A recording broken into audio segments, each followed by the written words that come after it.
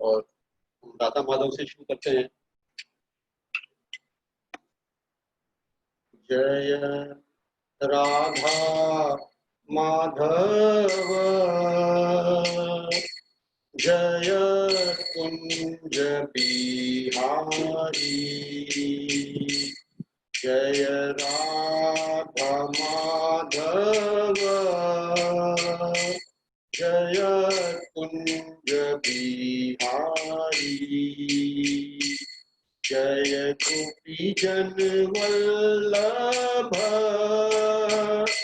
जय गिरिवर धारी जय गिरिवर धारी जय गोपी जन वल्लभ जय गिरिवर धारी जय गिरिवर धारी जय यशोदानंदन जय ब्रज जन रंजन जय यशोदानंदन जय ब्रज जन रंजन जय यशोदानंदन जय ब्रज जन रंजन जय यशोदानंदन जय ब्रज जन रंजन जय यमुना तीरवनचारी जय कुंज बिहारी जय यमुना तीरवनचारी जय कुंज बिहारी जय राधा माधव जय कुंज बिहारी।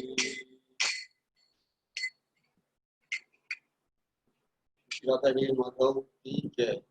श्री नंदन भगवान की जय। सीताराम लक्ष्मण भगवान की जय।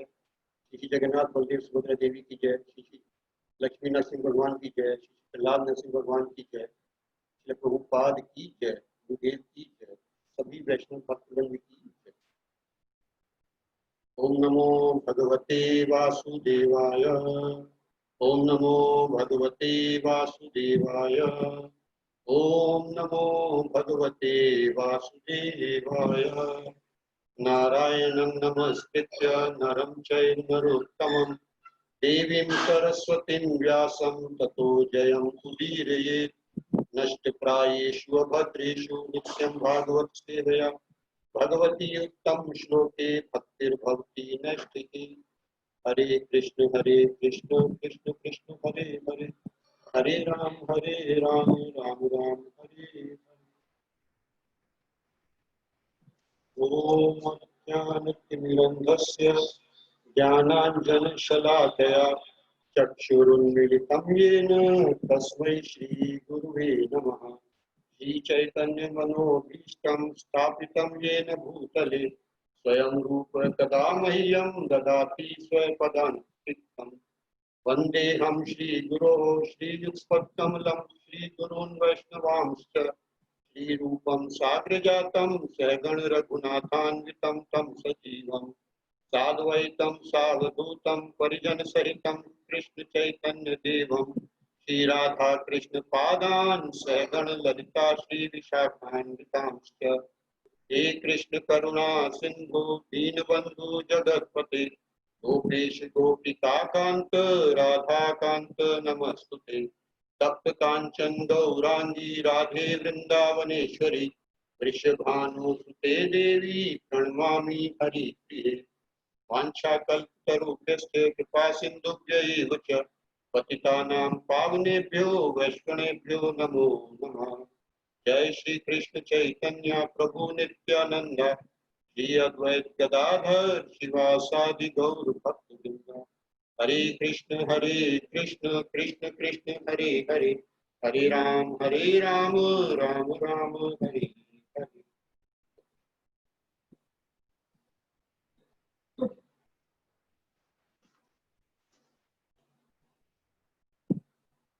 तो जैसा भी वैष्णव प्रभु जी ने बताया कि हमारा जो विषय है कि हे प्रिय कृष्ण आप कौन हैं, तो ये थोड़ा सुनने में विरोधाभास भी लगता है इसमें कि एक बार हम कह रहे हैं कि हे मेरे प्रिय कृष्ण, और दूसरी बार हम पूछ रहे हैं कि आप कौन हैं। तो ये दो तरह के लोगों का प्रश्न हो सकता है। एक तो जो भक्त लोग हैं वो प्रश्न करते हैं कृष्ण कौन है, क्योंकि वो भगवान के बारे में सब जानते हैं, फिर भी वो भगवान के अचिंत्य गुणों को, अचिंत्य स्वरूप को, उनकी लीलाओं को समझने के लिए भगवान से कहते हैं आप कौन है, आप कैसे कैसे अद्भुत लीलाएं करते हैं, कैसी कैसी जो पहले कभी ना देखी गई है ना की गई। तो इसलिए वो पूछते हैं कि आप कौन हैं। कि अर्जुन भी श्रीमद भगवत गीता में पूछते हैं कि आप मुझे बताइए कि आप ऐसे उग्र रूप में कौन हैं, क्योंकि अभी तक भगवान उनको साधारण अपने मित्र की भांति, अपने सखा की भांति बात कर रहे थे। जब भगवान ने अपना विश्व रूप दिखाया तो अर्जुन भी पूछते हैं भगवान से कि आप कौन हैं। या फिर जो अभक्त लोग हैं या असुर लोग हैं वो पूछते हैं कि भगवान आप कौन हैं। क्यों भगवान, वो भगवान नहीं मानते हैं तो इसलिए पूछते हैं कि आप हैं कौन। जैसे हम भी किसी से कभी हम वाद विवाद हो या कभी हमारा झगड़ा हो, तो हम उससे जब बात करते हैं तो हम उसको नीचा दिखाने के लिए, उसको छोटा करने के लिए हम उसको बोलते हैं कि तू है कौन, हमारे सामने तेरी औकात क्या है। तो ऐसे हम पूछते। तो असुर लोग जो हैं, जो आसुरी प्रवृत्ति के लोग हैं, उनका जो प्रश्न होता है कि आप कौन है, वो इस तरह से इस टोन में होता है। और जो भक्त लोग जो होते हैं वो भगवान के बारे में प्रेम से पूछते हैं कि आप कौन हैं, हम आपको इस रूप में, हमेशा हम कभी किसी रूप में देखते हैं, कभी किसी रूप में देखते हैं, लेकिन आप हैं कौन। तो ऐसे हम किसी से ज्यादा सीधे सीधे जब पूछते हैं कि आप कौन हैं, तो वो व्यक्ति पहले हमसे पूछ सकता है कि आप बताइए भाई, आप मेरे पास आए हैं, आप मुझे बताइए आप कौन है। जैसे कभी हमारे पास कोई फोन आता है या कोई रॉन्ग नंबर भी हो सकता है या कभी ठीक भी हो सकता है, तो व्यक्ति हमसे पूछता है आप कौन बोल रहे हैं, तो हम पहले उसको पूछते हैं कि आप कौन बोल रहे हैं, आप बताइए आपने फोन मिलाया है, आपको किससे बात करनी है। तो ऐसे ही है, भगवान से हम जानना चाहते हैं, भगवान के बारे में जानना चाहते हैं, क्योंकि भगवान हमेशा से एक मिस्ट्री की तरह से, एक रहस्य की तरह से है। कभी वो मनुष्य के रूप में आते हैं, कभी वो पशुओं के रूप में आते हैं, कभी जलचरों के रूप में आते हैं। तो ऐसे जो प्रश्न है वो हम पूछ सकते हैं कि आप कौन हैं, लेकिन उससे पहले जब हम ऐसा पूछते हैं कि कृष्ण का परिचय, तो हमें अपना भी परिचय पता होना चाहिए कि हम कौन हैं, कि हम जीव हैं, हम कृष्ण के दास हैं, हमारा जो स्वरूप है वो भगवान की सेवा करना है। तो ऐसे हमारे को अपना भी स्वरूप पता होना चाहिए। तो प्रभुपाद जी हैं वो हमेशा इसके लिए पूछते हैं कि जब हमसे कोई पूछता है कि हम कौन हैं, तो हम अपना जो परिचय देते हैं वो हम अपना परिचय हमारे देश के आधार पर, हमारी जाति के आधार पर, हमारे कुल के आधार पर, कि मैं भारतीय हूँ, मैं बड़ा मंत्री हूँ या मैं बड़ा अफसर हूँ, मैं इस कुल का हूँ, मेरा पद ये है, तो हम ऐसे उत्तर देते हैं। जबकि जब प्रभुपाद कहते हैं कि ये हमारा जो है वास्तविक परिचय नहीं है, ये हमारा मिथ्या अहंकार है।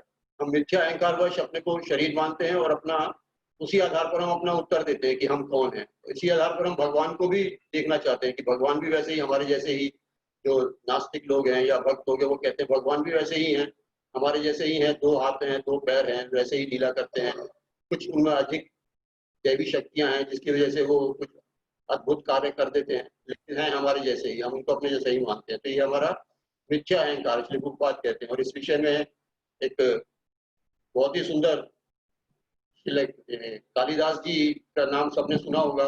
कालिदास जी को हम सब जानते हैं कि वो संस्कृत के महान विद्वान पंडित थे और उन्होंने बहुत से काव्यों की भी रचना की है। उनके जीवन का एक रोचक प्रसंग है ऐसे ही। तो हम समझ सकते हैं कि कैसे हम अपने आप को एक बड़ा व्यक्ति मानते हैं, पर हमारी वो मिथ्या अहंकार होता है हमारा। तो जो महान कवि कालिदास थे, विद्वान थे, और साक्षात लक्ष्मी जी, सॉरी, साक्षात सरस्वती जी उनकी कंठ में वास होता था उनका, और शास्त्रार्थ में उन्हें कोई भी पराजित नहीं कर सकता था। वे कहीं भी जाते थे हमेशा वो उस शास्त्र में विजयी होते थे, उनका अपार यश था, प्रतिभा थी। और ऐसे ही ये सब सम्मान पाते पाते एक बार उनको बहुत ही अहंकार हो गया, उनको भी घमंड हो गया कि मेरे से बड़ा कोई विद्वान नहीं है, विश्व का सारा ज्ञान मेरे को ही पता है, अगर मेरे सामने कोई भी आता है तो मैं उसको परास्त कर देता हूँ, और अब मेरे पास में सीखने के लिए और इसके अलावा कुछ भी नहीं है, तो मैं सब कुछ जानता हूँ। तो ऐसे ही उनको एक बार एक शास्त्रार्थ का निमंत्रण मिला पड़ोसी राज्य से, तो वो अपने राजा महाराज विक्रमादित्य से आज्ञा लेके उस राज्य में चले गए। उन्होंने घोड़ा लिया और वहां से वो जाने लगे। तो गर्मी का मौसम था, तो जैसे जैसे वो आगे जा रहे थे तो काफी धूप की तेजी हो गई और वो थक भी गए। उनको बहुत प्यास लगी। उन्होंने आसपास देखा, कुछ दिखाई नहीं दे रहा था, जंगल था। फिर उन्होंने थोड़ा इधर उधर जब खोज की तो उनको एक टूटी सी झोपड़ी दिखाई दी।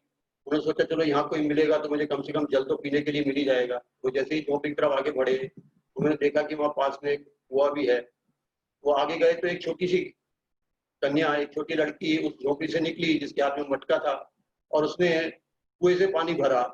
और वो जैसे ही जाने लगी तो कालिदास जी थोड़ा जल्दी जल्दी चल के उसके पास गए और उससे बोला, है बालिके, मुझे प्यास लगी है, थोड़ा मुझे पानी पिलाओगे? तो बच्ची ने कहा कि आप अपना परिचय देंगे कि आप कौन हैं? मैं आपको जानती नहीं, पहले आप अपना परिचय दीजिए। तो कालिदास के जो अहम था कि मेरे को कौन नहीं जानता है, मैं सारे आसपास के राज्यों में मेरा सब नाम है, मेरे को सब जानते हैं, लेकिन मेरे को परिचय देने की आवश्यकता क्या है, सब मेरे को जानते हैं। तो उन्होंने उस बालिका से कहा, तू एक बेटा छोटा है, तेरी उम्र कम है, तो अपने घर में से किसी बड़े व्यक्ति को भेज, तेरे को मेरे परिचय की आवश्यकता नहीं पड़ेगी, सब मुझे जानते हैं इस राज्य में, मेरे से बड़ा कोई भी नहीं है, और मेरा बहुत नाम है, बहुत सम्मान है, और मैं बहुत ही विद्वान और सब में ज्ञान में बलवान हूँ, बिल्कुल सब सारा ज्ञान मेरे को पता है। तो मेरे को ऐसा कोई व्यक्ति नहीं जो मेरे को नहीं जानता हो, तो मेरे परिचय की आवश्यकता नहीं है। लेकिन फिर भी जब उन्होंने ऐसा कहा तो उस छोटी लड़की ने बोला, कालिदास के घमंड भरे वचनों को सुनकर बालिका सामान्य ही बनी रही। उसने पूछा, लेकिन आप अपना परिचय तो दीजिए। जब उन्होंने कहा कि मैं ज्ञान में बिल्कुल सबसे विद्वान हूँ, मेरा बल भी बहुत है, सब लोग मुझे जानते हैं, तो उस बालिका ने बोला कि आप असत्य कह रहे हैं, क्योंकि संसार में केवल दो ही बलवान हैं और उनको मैं जानती हूँ। अगर आप पानी पीना चाहते हैं तो उनका उत्तर दीजिए। अब कालिदास प्यास से तो पहले ही थके हुए थे, प्यास भी लग रही थी। उन्होंने थोड़ी देर सोचा, लेकिन वो बालिका के सामने हार मान ली। उन्होंने कहा, मैं नहीं जानता हूँ, तुम ही बताओ ये कौन है दो बलवान व्यक्ति। तो उसने कहा कि दो बलवान हैं केवल, एक भूख और दूसरी प्यास। और भूख और प्यास में इतनी शक्ति है कि बड़े से बड़े बलवान को भी झुका देती है। और इस समय आप देखिए, मेरे सामने आप झुके हुए हैं, आपको इतनी प्यास लगी है और आपकी क्या हालत बनी हुई है। कालिदास बिल्कुल चकित हो गए लड़की के इस उत्तर से, क्योंकि उसका जो तर्क था वो अकाट्य था। बड़े बड़े विद्वानों को भी वो पराजित कर चुके थे, लेकिन अभी छोटी बालिका के सामने वो उनका अहम थोड़ा सा कम हुआ, तो वो निरुत्तर खड़े थे। बालिका ने पुनः पूछा कि आप बताइए, आप हैं कौन, आप सत्य बताइए, आप कौन है। और वो बालिका अपना मटका उठा के चलने लगी झोपड़ी की तरफ। तो कालिदास को लगा कि मेरे को पानी पीना है, तो थोड़ा वो नम्र हो गए। उन्होंने बोला, है बालिके, मैं बटोही हूँ। तो मुस्कुराते हुए बच्ची बोली, अभी अभी भी झूठ बोल रहे हो आप संसार में दो ही बटोही हैं और उनको मैं जानती हूँ, उनमें से तो आप कोई भी नहीं है। तो आप बताइए आप कौन है, और वो बटोही दो कौन है, उनका उत्तर दीजिए मेरे को, वो कौन है दो बटोही। तो प्यास से तो पहले ही कालिदास जी का गला बुरी तरह से सूख रहा था, तो उनकी कुछ बुद्धि भी क्षीण हो गई, और छोटे बच्चे के सामने ऐसे अपने आप को अपमानित भी महसूस कर रहे थे वो। तो उन्होंने फिर अपनी हार मान ली। उन्होंने कहा, मैं नहीं जानता, तुम ही बताओ। बालिका ने कहा, आप तो अभी थोड़ी देर पहले कह रहे थे मैं सबसे बड़ा विद्वान हूँ, सारी दुनिया में मेरा यश है, सारे लोग मेरे को जानते हैं, कोई मेरे सामने शास्त्रार्थ में जीत नहीं सकता है। तो उन्होंने, बालिका ने बोला कि बटोही कहते हैं उसको जो एक स्थान से दूसरे स्थान तक बिना थके जाने वाला, वो बटोही कहलाता है। और बटोही दो ही हैं, एक सूर्य और दूसरा चंद्रमा। और आपकी हालत तो थकान से पहले ही खराब है, प्यास से आप बेदम हो रहे हैं, आप कैसे बटोही हो सकते हैं। इतना कहकर बालिका ने अपना मटका उठाया और वो झोपड़ी के अंदर चली गई। अब कालिदास जी और भी परेशान हो गए, पहले ही वो प्यास से बेहाल थे, पानी नहीं मिला, सामने होते हुए भी पानी नहीं मिला, और दूसरा उनके अहम को भी ठेस लगी। वो छोटी सी बालिका के सामने हार भी माननी पड़ी उनको, क्योंकि वो अपने आप को शरीर के स्तर पर और अपने आप को ऐसे स्तर पर देख रहे थे, और वही वो जवाब दे रहे, वही वो सवाल कर रही थी। तो फिर थोड़ी देर में जब उन्होंने देखा कि थोड़ा और आगे जाके, उन्होंने कहा मैं झोपड़ी में अंदर जाके देखता हूँ, कोई बड़ा व्यक्ति होगा तो शायद मेरे को पानी मिल जाए पीने के लिए।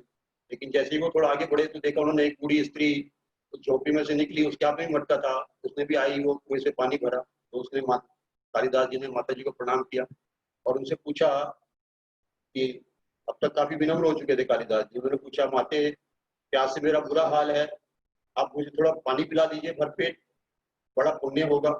बूढ़ी बोली, बेटा मैं तो तुम्हें जानती नहीं, अपना परिचय दो, मैं अवश्य तुम्हें पानी पिला दूंगी। कालिदास ने कहा, मैं मेहमान हूँ, कृपया पानी पिला दो।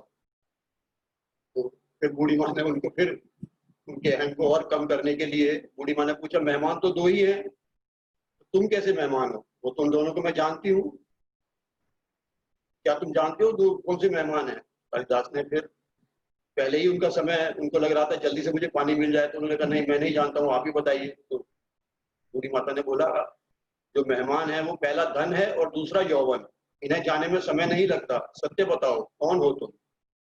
अब तक के सारे तर्क से पराजित हताश कालिदास बोले, मैं सहनशील हूँ, पानी पिला दें। फिर माता ने कहा, सहनशील तो दो ही हैं, पहली धरती जो पापी पुण्यात्मा सबका बोझ सहती है, उसकी छाती चीर कर बीज बो देने से ही अनाज का भंडार भर देती है, और दूसरे पेड़ जिनको पत्थर भी मारते हैं तो वो फल देते हैं हमारे को।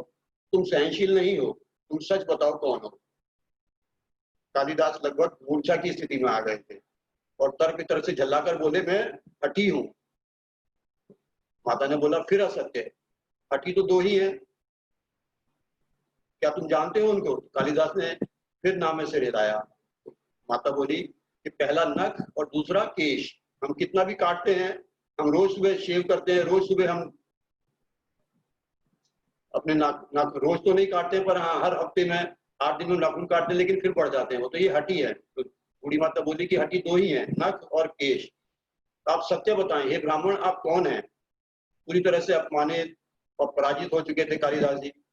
तो फिर बोले कि मैं तो मूर्खी हूँ। जो उन्होंने वार्ता शुरू करी थी, उन्होंने कहा था मैं सबसे बड़ा विद्वान हूँ, मेरे आगे बड़ा कोई भी नहीं है। अब अंत में वो बोले, मैं मूर्खी हूँ माता। तो माता ने कहा, नहीं तुम मूर्ख कैसे हो सकते हो, मूर्ख तो दो ही हैं और उनको मैं जानती हूँ। फिर से कालिदास पूरी तरह से हताश हो गए। तो उन्होंने कहा कि आप मुझे बताइए कौन है? तो माता ने बोला कि पहला जो मूर्ख है वो राजा है, क्योंकि कभी कभी और कई बार ऐसा होता है कि जो राजा है वो योग्यता नहीं होती है, लेकिन फिर भी वो सभी पर राज्य करता है, सभी पर शासन करता है।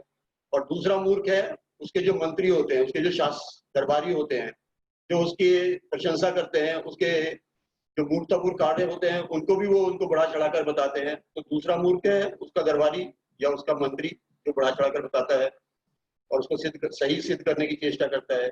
इस बार कालिदास जी पूरी तरह से हताश हो चुके थे, प्यास के बारे बेदम थे।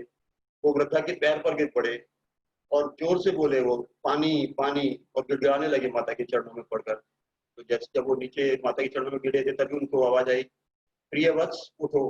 हे कालिदास, प्रिय वत्स तुम उठो। जब उन्होंने सिर उठा के देखा तो वहां पर साक्षात सरस्वती जी विराजमान थी वहां पर। तो इस तरह से सरस्वती जी ने कहा कि शिक्षा से ज्ञान आता है, ना कि अहंकार। उन्हें शिक्षा के बल पर मान और प्रतिष्ठा को ही अपनी उपलब्धि मान लिया था और अहंकार कर बैठे थे, इसलिए मुझे तुम्हारा चक्षु खोलने के लिए स्वांग करना पड़ा। इसी तरह से जब कालिदास जी को अपनी गलती का एहसास हुआ और उन्होंने माता से क्षमा मांगी, फिर वो पानी पीकर वहां से आगे गए। इस तरह से हम देखते हैं, जैसे श्रील प्रभुपाद कहते हैं कि हम जो हैं अपने शरीर के आधार पर अपने को बड़ा मानते हैं, उसी आधार पर हम अपना परिचय देते हैं और उसी आधार पर हम भगवान का परिचय भी, हमारे को लगता है कि भगवान भी वैसे ही हैं, हमारे जैसे ही हैं, भगवान हमारी स्थिति में ही है। तो इस तरह से अगर हमें भगवान को जानना है तो हम भगवान को जानने के एक 3 तरीके हो सकते, किसी को भी जानने के लिए, भगवान को या किसी भी व्यक्ति को जानने के लिए 3 मुख्य तरीके और भी हो सकते हैं, पर हमारी समझ में ये 3 ही तरीके लगते हैं हमारे को। तो 3 मुख्य तरीके हो सकते हैं। एक तो ये है कि हम उसको जानने के लिए अपना प्रयास करें, कि हम उस व्यक्ति को जानना चाहते हैं तो हम अपने प्रयास से उसके बारे में जानकारी इकट्ठी करें। जैसे लोग जासूस लोग करते हैं कि किसी के बारे में कोई जानकारी इकट्ठी करनी है तो उसके पास आसपास वो अपना जाल बिछाते हैं, उसके बारे में जानने का प्रयास करते हैं। तो लेकिन हम इस एक व्यक्ति को जानने के लिए, साधारण भौतिक व्यक्ति को जानने के लिए भी हमारा सारा जीवन निकल सकता है, सारा समय निकल सकता है और हम हो सकता है उसको पहचाने ही ना, उसको हम पूरी तरह से जान ही ना सके। जैसे कि अभी ये कुछ साल पहले एक यूरोप में उन्होंने एक्सपेरिमेंट किया था कि गॉड पार्टिकल को ढूंढने के लिए, कि हम गॉड पार्टिकल है उसको हम सिद्ध करेंगे। और उसकी थ्योरी क्या थी? उसकी थ्योरी सिंपल ही थी। उसकी थ्योरी में था, उसके सिद्धांत में था कि जो गॉड पार्टिकल है वो क्या है, कि वो एक ऐसा पूरे ब्रह्मांड के क्षेत्र में एक ऐसा अदृश्य शक्ति है, ऐसी अदृश्य शक्ति है जो सभी दूसरे तत्वों को अपनी शक्ति से शक्तिवान करती है, सभी शक्ति को सबको शक्ति देती है। उसको अंग्रेजी में लिखा है कि it is the physical proof of an invisible universal wide field that give mass to all matters. तो सभी भौतिक चीजों को अपने अंश से वो शक्ति देता है, और उसी के कारण सारे जो नक्षत्र हैं, जो सारे ग्रह हैं, वो सब उसी के कारण, वो सब छोटे छोटे कण इकट्ठे होकर वही बनाता है। तो इतना उन्होंने इसमें प्रयास किया, इस गॉड पार्टिकल के इतना बड़ा एक्सपेरिमेंट बनाया, इसके लिए इतना बड़ा हल्ला हुआ, इतना प्रोपेगेंडा किया गया इसके लिए। लेकिन हम देखें इसमें अरबों खरबों डॉलर खर्च कर दिए, हजारों लोग लगे इसमें, 20 साल लगा दिए उन्होंने इस एक्सपेरिमेंट को करने के लिए। लेकिन यही बात अगर हम सीधे सीधे भगवत गीता के 3 शब्द भगवान के जान लें, अहम सर्वस्य प्रभव, जो भगवान कह रहे हैं कि ये सब कुछ मेरे ही प्रभाव से हो रहा है, मेरे ही प्रभाव से उत्पन्न हो रहा है, मेरे ही प्रभाव से ये सब चल रहा है। तो ये जो गॉड पार्टिकल ढूंढने में उन्होंने इतना समय व्यस्त किया, इतना श्रम लगाया, इतना धन व्यय किया, इतने लोग लगे उसमें, तो ये सब स्वयं जानने के प्रयास में, अगर हम स्वयं जानने का प्रयास करते हैं तो उसमें इतना समय और एनर्जी लग जाता है, फिर भी हम ठीक से जान नहीं पाते हैं। और दूसरा तरीका है किसी व्यक्ति को जानने के बारे में कि हम स्वयं उनसे जाकर पूछ सकते हैं कि आप कौन हैं। तो ऐसे ही इसमें श्रील प्रभुपाद कहते हैं कि हमेशा इसमें, जब कलयुग में, कम से कम कलयुग में, इसमें धोखा हो सकता है कि अगर हम किसी व्यक्ति, कुछ कलयुग में ऐसे बहुत से जो ढोंगी और गुरु आते हैं, वो अपने आप को भगवान घोषित कर देते हैं। ऐसे काफी लोग होते हैं जो अपने को भगवान घोषित कर देते हैं। तो प्रभुपाद जी कहते हैं कि इसमें धोखा है। अगर उस व्यक्ति से हम सीधे सीधे सुने और उस व्यक्ति की बात मान लें तो उसमें धोखा भी है।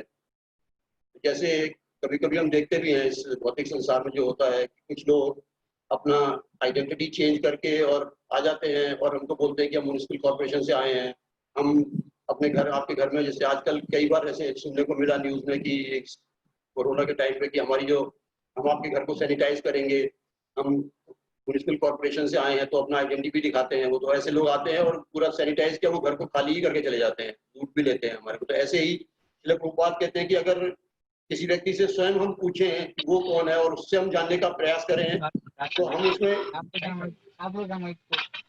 ठगे भी जा सकते हैं, उसमें हमारे साथ में लूट भी हो सकती है। तो उसके लिए कोई व्यक्ति कहे कि मैं भगवान हूँ, तो हमें उसके लिए साधु, गुरु और शास्त्र, श्रील प्रभुपाद कहते हैं कि हमें 3 मानदंड देखने चाहिए कि हम भगवान को जानना चाहते हैं, तो हमें साधु, गुरु और शास्त्र की शरण लेनी चाहिए। क्योंकि चैतन्य महाप्रभु कहते हैं कि इस कलयुग में जब भी भक्त, कलयुग में जब चैतन्य महाप्रभु कहते हैं कि जब भक्त उनको कहते थे कि आप ही स्वयं भगवान हैं और ऐसे संबोधित करते थे, आप स्वयं कृष्ण हैं, तो अपने कानों को हाथों से ढक लेते थे चैतन्य महाप्रभु। क्योंकि वे कहते थे कि कलयुग में ऐसे बहुत से ढोंगी और लुटेरे लोग होंगे जो अपने को भगवान घोषित करने लगे और लोगों को लूटेंगे। तो ऐसे डायरेक्ट हम उस व्यक्ति से पूछें और वो व्यक्ति हमें कहे कि मैं भगवान हूँ, तो इसमें भी हमारे साथ में धोखा हो सकता है, हम लूटे जा सकते हैं, हम गलत व्यक्ति के हाथों में जा सकते हैं। तो इसीलिए यही शिक्षा देने के लिए भगवत गीता में, जैसे ही भगवान ने कहा, जो भगवत गीता के 10वें अध्याय के 8वें श्लोक में भगवान ने कहा, अहम सर्वस्य प्रभव मत्त सर्वम प्रवर्तते, जब भगवान ने ऐसे बोला कि सब कुछ मेरे ही से उत्पन्न हो रहा है और मेरे प्रभाव से ही चल रहा है, तो अर्जुन ने तुरंत उसको माना तो सही, लेकिन उन्होंने उसको कंडीशन लगाई कि कैसे आप भगवान हैं। तो अर्जुन ने जो 10वें अध्याय के 13वें श्लोक में बोला, आहुस्त्वाम ऋषय सर्वे देवर्षि नारदस्तथा असितो देवलो व्यास स्वयं चैव ब्रवीषि मे। तो अर्जुन ने क्या बोला, आहुस्त्वाम, कि मैं जानता हूं आपको क्योंकि आप कौन है, लेकिन उसका जो अथॉरिटी है, उसका जो आधिकारिक है, वो कैसे हो सकता है। तो अर्जुन बताते हैं, अर्जुन के माध्यम से हम सीख सकते हैं कि अब अर्जुन कह रहे हैं कि आपको कौन कौन कहता है कि ऋषि है सर्वे, सारे जो ऋषि हैं वो आपको कहते हैं, देवर्षि सर्वे, सारे देवर्षि आपको कहते हैं, जितने भी देवताओं में ऋषि हैं वो भी सब आपको कहते हैं, नारद जी कह रहे हैं, असित, देवल, व्यास, ये सब आपको कह रहे हैं। तो पहले अर्जुन ने जो प्रमाण दिए वो साधुओं के, गुरुओं के और जो आचार्य हैं उनके प्रमाण दिए कि हाँ आप कह रहे हैं कि आपके प्रभाव से सब चल रहा है, लेकिन यही बात जो है आहु कौन कौन कहते हैं, सारे ऋषि कहते हैं, सारे देव ऋषि कहते हैं, नारद जी स्वयं कहते हैं जो आपके महान भक्त हैं, असित हैं, देवल हैं, व्यास, ये सब जो महान आचार्य हैं, ये सब आपके बारे में कहते हैं। और सबसे आखिर में उन्होंने बोला स्वयं च ब्रवीषि, अब आप भी कह रहे हैं। तो ये परंपरा है, यही गुरु परंपरा है जो अर्जुन ने हमारे को सिखाया है। अर्जुन हमारे को सीख देने के लिए बता रहे कि अगर कोई व्यक्ति अपने आप को भगवान घोषित करता है तो पहले हमारे को देखना चाहिए कि जो आचार्य हैं, जो गुरु हैं, जो साधु हैं और जो शास्त्र हैं, वो क्या कह रहे हैं। अगर वो भी उस व्यक्ति को कह रहे हैं, तो जब वो अंत में उस व्यक्ति का नाम, भगवान का नाम अर्जुन ने लास्ट में बोला कि स्वयं च प्रवीषि में, कि आप भी अपने को भगवान कह रहे हैं। तो ये हमारी परंपरा है कि हम अधिकारियों के माध्यम से भगवान को जान सकते हैं कि भगवान कृष्ण कौन है। और यही सबसे प्रभावशाली माध्यम है कि भगवान को जानने का, साधु, गुरु और शास्त्र। इसमें हमें कोई कभी भी धोखा भी नहीं हो सकता है। जैसे जो पहला हमने देखा कि हम अपनी बुद्धि से देखें तो उसमें हमारा बहुत ही समय और बहुत ही श्रम चला जाएगा और फिर भी हो सकता है हम ना जान पाए। और गुरु महाराज कहते थे हमेशा कि हमारे जो एफर्ट्स हैं, our efforts always falls short, हमारे जितने भी प्रयास हैं वो हमेशा कम होते हैं, हम कभी भी पूरा नहीं, क्योंकि हमारे भौतिक प्रयास से हम जानना चाहते हैं वो कभी भी पूरे नहीं हो सकते हैं। और दूसरा है कि स्वयं कोई हमसे आगे कहे कि वो भगवान है, तो इसमें भी धोखा हो सकता है। तो ये सबसे प्रभावशाली माध्यम है कि हम गुरु, साधु और शास्त्र के माध्यम से जानें कि भगवान कौन है। तो हमारे जो 12 महाजन हैं उसमें श्री प्रहलाद महाराज, वो जो हैं वो बता रहे हैं, उनके माध्यम से हम प्रयास करेंगे देखने का कि प्रहलाद महाराज भगवान के बारे में क्या कह रहे हैं। उसी उनके ही आधार पर हम भगवान के कुछ जो उन्होंने वर्णन किया है कि भगवान कौन है और भगवान कैसे हैं, क्या उनकी विशेषताएं हैं, उसके आधार पर हम जानने का प्रयास करेंगे। प्रहलाद महाराज 7वें स्कंद के 9वें अध्याय के 38वें श्लोक में भगवान के बारे में बताते हैं, इत्थं निरित्र्य ऋषिदेव झषावतारहि लोकान् विभावयसि हंसि जगत प्रतीपान धर्मं महापुरुष पासी युगानुवृत्तम् छन्नः कलौ यद् अभवस्त्रियुगाथ स त्वम्। इसका अनुवाद और तात्पर्य श्रील प्रभुपाद जी के द्वारा है। श्रील प्रभुपाद की जय। तो प्रहलाद महाराज कह रहे हैं, इस प्रकार हे प्रभु, आप विभिन्न अवतारों में मनुष्य, पशु, ऋषि, देवता, मत्स्य या कच्छप के रूप में आप प्रकट होते हैं और इस प्रकार विभिन्न लोकों में संपूर्ण सृष्टि का पालन करते हैं तथा असुरों का वध करते हैं। हे भगवान, आप युग के अनुसार धर्म की रक्षा करते हैं, किंतु कलयुग में आप अपने आप को भगवान के रूप में घोषित नहीं करते, इसीलिए आप त्रियुग कहलाते हैं, अर्थात 3 युगों में प्रकट होने वाले भगवान।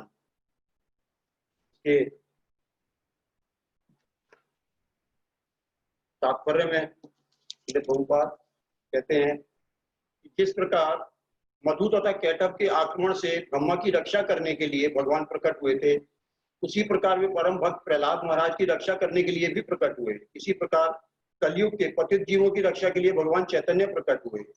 युग 4 हैं, सत्य, त्रेता, द्वापर तथा कलयुग।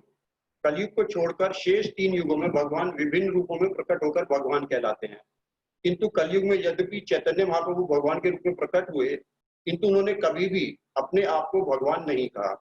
उल्टे ही जब जब उन्हें कृष्ण के समान संबोधित किया गया तब तब वे अपने हाथों से अपने कान को बंद कर लेते थे और अपने आप को कृष्ण कहने से मना कर देते थे, क्योंकि वे एक भक्त की भूमिका निभा रहे थे।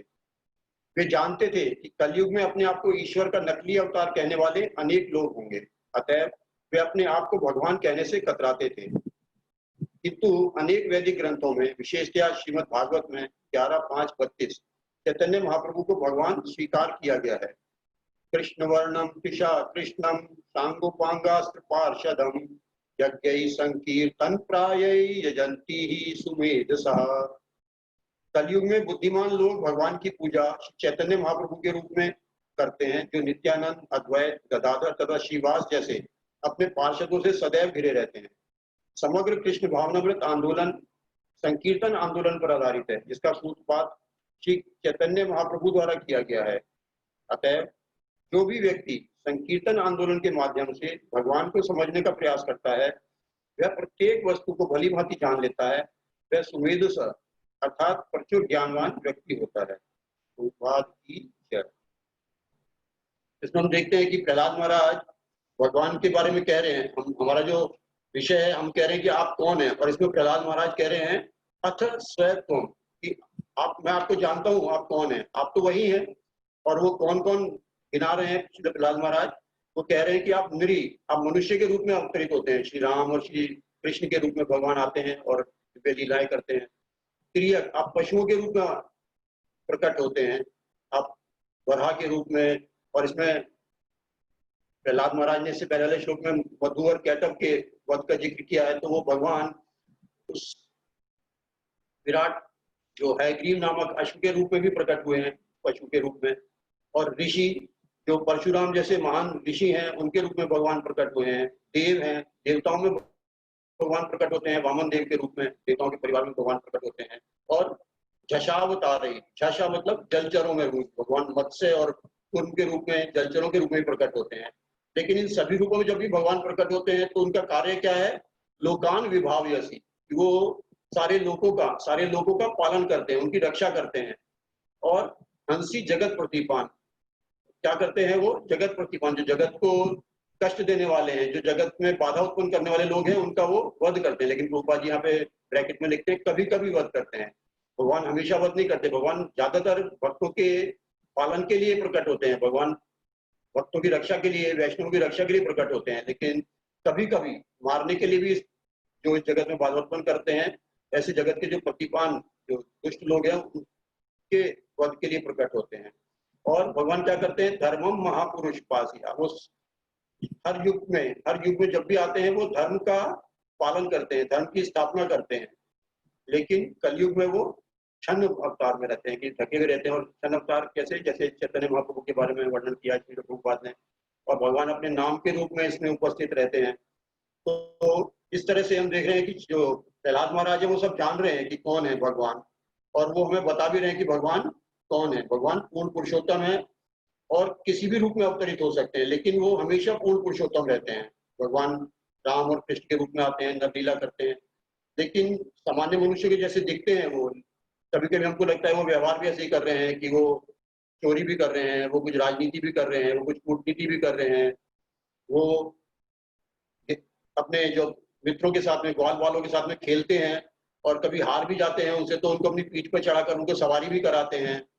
ऐसे ही जब वो भोजन करते हैं अपने मित्रों के साथ में, तब वो उनसे भोजन के लिए झगड़ा भी करते हैं उनके साथ में, कि मुझे को जो तुम्हारे माँ ने दिया है खाने बना के तुम्हारे को, वो मैं खाऊंगा। ऐसे झगड़ा भी करते हैं। तो ऐसे लगता है हमारे को कि सामान्य मनुष्य हैं, सामान्य बच्चे की तरह से वो व्यवहार कर रहे हैं। और इसी लीला को देख के ब्रह्मा जी तक भी विमोहित हो गए थे। तो सामान्य मनुष्य की तो बात ही क्या है। लेकिन फिर भी जब भगवान, जैसे ही उनके भक्तों पर और उनके मित्रों पर कोई संकट आता है, कभी कोई मुसीबत आती है, उनके भक्त उनसे प्रार्थना करते हैं कि हमें बचाइए। जैसे जब अपने मित्रों के साथ वो जंगल में थे और दावानल, पूरे जंगल में आग लग गई, और भगवान के मित्र परेशान हो गए, सब उनके पास, भगवान के पास आके प्रार्थना किए। तो भगवान ने कहा तुम सब अपनी आंखें बंद करो, और भगवान उनकी आंखें बंद करते ही सारी दावानल को पी गए। तो ये भगवान, जैसे ही कुछ अवसर आता है, जैसे ही उनके भक्तों में मुसीबत आती है, तो वो ये सिद्ध करते हैं कि वो ही भगवान है, पूर्ण पुरुषोत्तम भगवान है, और भक्तों के मुसीबत में वो देख नहीं सकते हैं। इसी तरह से जब इंद्रदेव की पूजा बंद कर दी ब्रजवासियों ने, भगवान के ही कहने पर, कृष्ण के ही कहने पर, जब इंद्रदेव की पूजा बंद कर दी, और इंद्रदेव कुपित हो गए, और उन्होंने अपने समंतक बादलों को भेज दिया, और पूरे ब्रज को उन्होंने प्रयास किया कि पूरे ब्रज को हम तहस नहस कर देंगे, इसको पूरा डुबो देंगे। लेकिन भगवान ने अपने भक्तों की रक्षा के लिए गोवर्धन पर्वत को धारण कर लिया। तो भगवान तुरंत ही ये सिद्ध करते हैं कि वो ही पूर्ण पुरुषोत्तम है। चाहे वो हमें लग रहा है कि हमारे जैसे ही दो हाथ पैर वाले और हमारे जैसे ही व्यवहार करने वाले हैं, संसार में व्यवहार कर रहे हैं, लेकिन वो सामान्य व्यक्ति नहीं है, वो हमारे जैसे साधारण व्यक्ति नहीं है, वो परम पुरुषोत्तम, पूर्ण पुरुषोत्तम भगवान है। इसीलिए प्रभुपाद इस तात्पर्य में बहुत ही महत्वपूर्ण बात कह रहे हैं कि हमें जो भगवान को जानना है, वो कैसे जान सकते हैं कि भगवान कौन है, ये हम कैसे जान सकते हैं। तो प्रभुपाद तात्पर्य के अंतिम कुछ पंक्तियों में कह रहे हैं कि जो भी व्यक्ति संकीर्तन आंदोलन के माध्यम से भगवान को समझने का प्रयास करता है, यहाँ प्रभुपाद जी कह रहे हैं भगवान को समझने का प्रयास करता है। भगवान को समझ तो कोई भी नहीं सकता है कि पूरी तरह से भगवान को ही समझ सके, तो वह प्रत्येक वस्तु को भली भांति जान लेता है। तो हमारा क्या कार्य है कि हम भगवान को समझने का प्रयास करें। प्रयास करने में ही हमारी सफलता है कि अगर हम भगवान को समझने का प्रयास कर रहे हैं, क्योंकि भगवान को जानने के लिए ब्रह्मा जी, शिव जी, इंद्रदेव, ये सभी देवता भी अक्षम है, वो भी नहीं समझ पाते कि भगवान कौन है। इस नरसिंह लीला में ही हम देखते हैं, जब नरसिंह लीला में भगवान प्रकट हुए और उन्होंने हिरण्यकशिपु का वध कर दिया और वो उसके सिंहासन पर विराजमान थे, उसको अपनी गोदी में लिटाया हुआ था, उसके पूरे वक्षस्थल को पूरा चीर फाड़ के उन्होंने पूरा विदीर्ण कर दिया था और उसकी आंतों को निकाल के उनकी माला पहन ली थी। तो उस समय सभी देवता, इंद्र भी थे वहां पर, भगवान शिव भी थे, ब्रह्मा जी भी थे, सभी देवता थे वहां पर, लेकिन सब एक दूसरे को देख रहे थे। इंद्रदेव ब्रह्मा जी को देख रहे थे, ब्रह्मा जी शिव जी को देख रहे थे और सबको लग रहा था कि कौन आगे जाए, पहले आप चले जाओ, पहले आप चले जाओ। सबको लग रहा था कि हम क्यों जाके मरे, कहीं ऐसा ना हो हमारी भी आंतें निकाल के ये माला पहन ले भगवान। भगवान तो वो समझ, उनको अगर पता होता उनको कि भगवान ही है तो तुरंत जाके दंडवत प्रणाम कर देते वो उनको, लेकिन उनको सबको भयभीत थे, वो सारे बड़े बड़े देवता भयभीत थे। वहां पे लक्ष्मी जी तक उपस्थित थी, तो सभी देवता लक्ष्मी जी की ओर देख रहे थे कि ये लक्ष्मी जी जाके भगवान के क्रोध को शांत कर सकती हैं, ये भगवान की नित्य संगिनी है, हमेशा भगवान की सेवा में रहती हैं। लेकिन जब लक्ष्मी जी ने भगवान के इस रूप को, इस भयानक रूप को देखा, अद्भुत और असामान्य रूप को देखा, क्योंकि पहले कभी ऐसा देखा ही नहीं था उन्होंने, जब ना कभी ऐसे सुना था उन्होंने, तो लक्ष्मी जी भी भगवान की, जब ब्रह्मा जी ने लक्ष्मी जी से प्रार्थना की, लक्ष्मी जी भी नहीं गई भगवान के पास में। श्रीमद् भागवत में 7वें स्कंद के 9वें अध्याय के दूसरे श्लोक में इसका वर्णन आता है कि कैसे सभी देवताओं ने लक्ष्मी जी से प्रार्थना की, लेकिन लक्ष्मी जी बहुत ही शंकिता थी, वो भगवान के सामने जाने से घबरा रही थी, डर रही थी, वो उनको समझ में ही नहीं आ रहा था कि ये भगवान भी हैं, वही मेरे पति हैं कि नहीं है। तो इस श्लोक में कहते हैं, साक्षात श्री प्रेषिता देवै दृष्ट्वा तं महत् अद्भुतम् अदृष्ट अश्रुत पूर्वत्वात् सा न उपेयाय शंकितः। तो साक्षात श्री प्रेषिता देवी, तो सारे जो देवता थे, जो भी देवता वहां पर उपस्थित थे, साक्षात श्री भी वहां, लक्ष्मी जी भी उपस्थित थी, उन्होंने भगवान के सामने जाने के लिए उनसे प्रार्थना की, प्रेषिता, उन्होंने उनको प्रेषित किया कि आप जाइए भगवान को, आप ही क्रोध को शांत कर सकती हैं। लेकिन लक्ष्मी जी की स्थिति क्या थी, शंकिता, वो बहुत ही शंकित थी। दृष्ट्वा तम महत् अद्भुतम, क्योंकि ऐसे भगवान के अद्भुत स्वरूप को उन्होंने पहले कभी देखा ही नहीं था। अदृष्ट अश्रुत पूर्वत्वात्, ना तो ऐसे रूप को भगवान को देखा था और ना ही कभी सुना था। भगवान जो भी लीला करते हैं वो हमेशा ऐसी ही होती है, अदृष्ट और अश्रुत, ना तो पहले किसी ने देखी होती है, ना पहले किसी ने सुनी होती है। जैसे हमने देखा कि दावानल का पान किया भगवान ने, या गोवर्धन पर्वत धारण किया, या भगवान राम ने आके सेतु बंधन का कार्य किया, तो ऐसी लीला एक ही बार होती है और पहले ना वो की होती है किसी ने, ना कोई ने सुनी होती है वो। तो ऐसी अद्भुत लीला थी और लक्ष्मी जी शंकिता थी कि ये कहीं मेरे पति नहीं हुए तो ऐसा ना हो मेरे को भी उनका क्रोध का भाजन होना पड़े। और श्री प्रभुपाद दूसरा कारण भी लिखते हैं कि लक्ष्मी जी शंकिता क्यों थी, वो भगवान के इस रूप को देख के उनको लग रहा था कि अगर ये मेरे पति नहीं है, और क्योंकि लक्ष्मी जी जो पतिव्रता स्त्री हैं, उनको दूसरे किसी पुरुष के सामने जाने से संकोच था कि अगर ये मेरे पति नहीं हुए तो मेरे पति हैं, हमेशा भगवान की सेवा करती है लक्ष्मी जी, और वो पति का रूप उन्होंने कैसा देखा है, शांताकारम भुजग शयनम, उन्होंने पति का रूप देखा है कि हमेशा शांत रहते हैं, हालांकि वो भुजग बहुत बड़े शेष नाग के ऊपर शयन करते हैं, लेकिन हमेशा शांत रहते हैं। उनको ऐसे किसी रूप में, ऐसे भयानक रूप में, ऐसे विभत्स रूप में कभी नहीं देखा किसी ने भी। तो लक्ष्मी जी ने कहा कि मेरे जो इनकी मैं सेवा करती हूँ तो शांताकारम है, बिल्कुल शांत रहते हैं, और ये इतने विभत्स रूप में यहाँ पे इतने क्रोध में बैठे हैं, अगर ये मेरे पति नहीं हुए। तो प्रभुपाद जी कहते हैं कि लक्ष्मी जी क्योंकि पतिव्रता स्त्री हैं, इसलिए भगवान के पास जाने से वो संकोच कर रही थी और डर भी रही थी। यहाँ पर जो शंकिता का प्रभुपाद कहते हैं वो लिखते हैं अत्यधिक भयभीत। शंकिता करनी तो शंका करना होता है शंकिता का, लेकिन यहाँ पर प्रभुपाद जी इसका जो तात्पर्य अर्थ लिखते हैं वर्ड टू वर्ड मीनिंग में, वो कहते हैं अत्यधिक भयभीत थी वो। तो अर्थ यह है कि कृष्ण कौन है, जब ये ब्रह्मा जी, शिव जी, लक्ष्मी जी, ये सब लोग नहीं जान सकते हैं, तो हमारे जैसे शुद्ध जीवों के बारे में क्या कहा जाए, हमारी औकात ही क्या है। इसलिए श्रील प्रभुपाद कह रहे हैं कि भगवान को समझने का प्रयास करना है, हमें केवल प्रयास करना है। और प्रयास कैसे करना है ये भी श्रील प्रभुपाद बता रहे हैं। हम ये देखा कि हम अकेले प्रयास नहीं कर सकते हैं, हम अपनी सामर्थ्य से नहीं जान सकते हैं भगवान को। तो श्रील प्रभुपाद कह रहे हैं कि जो भी व्यक्ति संकीर्तन आंदोलन के माध्यम से, तो हमें जो प्रयास करना है वो भक्तों के संग में करना है। संकीर्तन आंदोलन के माध्यम से मतलब है कि हमें अधिकारियों के, गुरुजनों के, उनके शरण में रहकर हमें ये प्रयास करना है कि हम भगवान को जानने का प्रयास करें, हम भगवान को जानें, हम भगवान कौन है ये प्रयास करें जानने का। और इसके बाद पिछले जो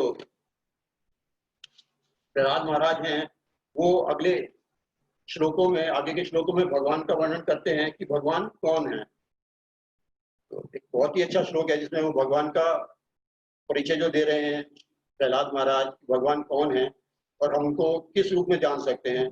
और ये भगवान का सबसे प्रमुख परिचय है, क्योंकि इसी परिचय से भगवान का नाम जो है वो कृष्ण प्रसिद्ध है। और इस लीला में जो कृष्ण का प्रमुख नाम है वो प्रहलाद महाराज पूरी तरह से इसको घोषित करते हैं कि भगवान कैसे हैं।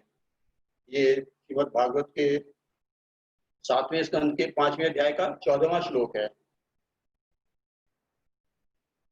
यथा भ्राम्यति अय ब्रह्मन् स्वयं आकर्ष सन्निधौ तथा मे भिद्यते चेतः चक्रपाणे यदृच्छया। अनुवाद प्रभुपाद के द्वारा है। हे ब्राह्मणों, ये प्रहलाद महाराज जब उनके शिक्षकों ने उनसे पूछा कि तुम्हारी बुद्धि क्यों खराब हो गई है, क्योंकि जब उनके पिता ने उनसे पूछा था कि तुम्हारा अच्छा विषय क्या है, तुमने क्या सीखा है, तो उन्होंने भगवान के बारे में उनको बताया था कि जो हरि का आश्रय है तो वो सबसे अच्छा विषय है। तो उनके पिता ने उनको गुरुओं के पास दोबारा भेज दिया कि इसकी पता करो कि ये इसकी बुद्धि कौन खराब कर रहा है। जब उनके शिष्य, उनके जो गुरुजन थे षंड और अमर, उन्होंने पूछा कि आपकी बुद्धि किसने खराब की है, तुम्हारे अपने द्वारा हुई है या किसी और के द्वारा हुई है। तो उसके उत्तर में ये प्रहलाद महाराज के उत्तरों में से एक देते हैं कि भगवान की ओर जो आकर्षण है हमारा वो स्वाभाविक है। ये ब्राह्मणों, ये अध्यापकों, जिस प्रकार चुंबक से आकर्षित लोह स्वतः चुंबक की ओर जाता है, उसी प्रकार भगवान विष्णु की इच्छा से बदली हुई मेरी चेतना उन चक्रधारी की ओर आकृष्ट होती है। इस प्रकार मुझे कोई स्वतंत्रता नहीं है। तो श्रील प्रहलाद महाराज यहाँ पे भगवान का सबसे पहला परिचय जो दे रहे हैं, परिचय दे रहे हैं कि भगवान कैसे हैं। भगवान एक चुंबक की भांति हैं। और चुंबक का ये जो उदाहरण है बहुत ही सटीक है, क्योंकि चुंबक स्वतः ही लोहे को अपनी ओर आकर्षित करती है। अगर हम देखें इस भौतिक जगत में, हम देखें तो आकर्षित करने के लिए, आकर्षण, एक दूसरे को आकर्षित करने के लिए जो सारी हमारी कॉस्मेटिक इंडस्ट्री है, अरबों रुपए की कॉस्मेटिक इंडस्ट्री है, वो सिर्फ इसी बात पे चल रही है कि जो भौतिक स्थिति में जो लोग हैं वो एक दूसरे को आकर्षित करना चाहते हैं। सभी को आकर्षित करना चाहते हैं। कोई राजनीतिज्ञ है, कोई बड़ा पॉलिटिशियन है, वो आकर्षित करना चाहता है। कोई बड़े प्रोडक्ट बेचने वाले हैं, बड़े बड़े टीवी बेचने वाले हैं, मोबाइल बेचने वाले हैं, वो आकर्षित करने के लिए विज्ञापन करते हैं। तो इस तरह से आकर्षित करने का ही सारा काम हो रहा है। और आकर्षित वो आर्टिफिशियल तरीके से करते हैं, कृत्रिम रूप से लोगों को आकर्षित करते हैं।